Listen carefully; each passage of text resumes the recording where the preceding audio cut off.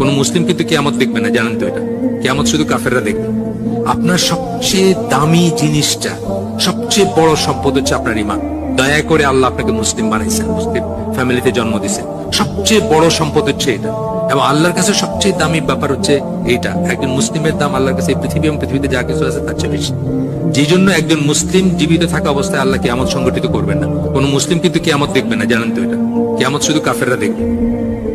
সেই ঈমানটা আপনি যার তার কাছে বন্ধক রাখবেন না। দুইবার চিন্তা করার ব্যাপার আছে, কার থেকে আপনি আপনার দিন নিচ্ছেন। সময়টা একটা সম্পদ। আমি যখন বলি যে নিয়ামত চারটা ফর্মে আসে, সময়, সম্পদ, শ্রম, মেধা। সময় একটা নিয়ামত, সম্পদ একটা নিয়ামত, টাকা পয়সা। শ্রম মানে আপনার সুন্দর স্বাস্থ্য দিচ্ছেন, এটা একটা নিয়ামত। আর মেধা, আপনাকে চিন্তা করারই দিচ্ছেন, এটা একটা নিয়ামত। এই চারটা ফর্মের নিয়ামত আসে। সময় হচ্ছে সবচেয়ে দামি এর ভিতরে। সময় কেন দামি? এটাকে প্রিজার্ভ করা যায় না। সময়কে আপনি ফ্রিজে রেখা কালকে খাইতে পারেন না, ব্যাংকে রেখা 10 বছর পরে টাকা খাইতে পারেন, কিন্তু সময় খাইতে পারেন না। গেল মানে চলে গেল। চলে গেলে যে জিনিসটা চলে যাচ্ছে সেটা আইদার আল্লাহর সন্তুষ্টিতে গেছে অথবা যায় নাই। সুতরাং আপনার প্রত্যেকটা কাজে যদি আপনি যদি এইটা চিন্তা করেন যে এই কাজটাকে আল্লাহর কোনো ধরনের কোনো সন্তুষ্টি বয়ে আনতেছে কিনা, তাহলে কিন্তু আপনি এই করতে পারবেন না, ওয়েস্ট করতে পারবেন।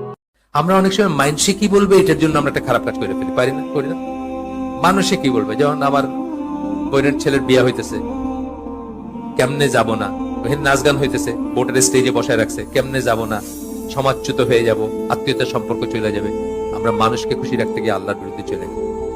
এটার ফিকটা কি? যে এটা কি দেখেন আপনারা ইসলামকে বা আব্দুর রাজাক বিন ইউসুফের আদর্শ পরিবারেও আছে বা অন্য জায়গায় আছে। ফিকটা কি? ও রক্ত সম্পর্ক যদি ছিন্ন হয় ও দায়ী হবে, কারণ ও হারাম কাজটা করছে, ওইটার সমস্ত দায় দায়িত্ব ওর উপর পড়বে। তথাপি আপনি যাবেন না ওইখানে।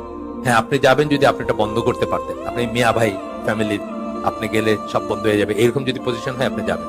আর যদি তা না হয় তাহলে আপনি যাবেন না, ওটা সাক্ষী হইতে বা ওইটার সাথে থাকতে যাবেন। সবচেয়ে বড় দোয়া কি বলেন তো? সবচেয়ে বড় দোয়া কি?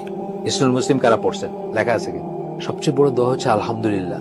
আল্লাহ এটাকে এত পছন্দ করেন যে এইটা করলে আল্লাহ আপনাকে পছন্দ করবেন, ভালোবাসবেন, আর বাকি আর কিছুর দরকার নাই। আপনার আর কিছু চাওয়ার দরকার নেই। ঘুরে ফিরে কিন্তু এটাই। আপনি এই যে হজের মাঠে বসে কি পড়ে, লাহুল মুলকু ওয়াল হামদু ওয়া হুয়া আলা কুল্লি শাইইন কাদির, আল্লাহ প্রশংসা, তাই না? আলহামদুলিল্লাহ মানে কি? প্রশংসা, তাই না? লা ইলাহা ইল্লাল্লাহু ওয়াহদাহু লা শারীকা লাহু লাহুল মুলকু ওয়া লাহুল হামদু ওয়া হুয়া আলা কুল্লি শাইইন কাদির। একই কথা, আপনি একটা বাড়াটা করতেছেন। বেসিক্যালি জিনিসটা কি? প্রশংসা। এই প্রশংসাটা কিসের ভিতরে আছে? আলহামদুলিল্লাহ, সকল প্রশংসা আল্লাহর। এই কথার ভিতর আছে না? এই কথার ভিতর আছে। এই জন্য হিজরুল মুসলিম দেখেন, হিজরুল মুসলিম একটা জায়গায় লেখা আছে যে সবচেয়ে বড় দোয়া হচ্ছে এটা, আলহামদুলিল্লাহ। এটা পড়লে মানে সিমিলারলি এটা করলে আপনার সমস্ত প্রবলেম উইল বি সলভ।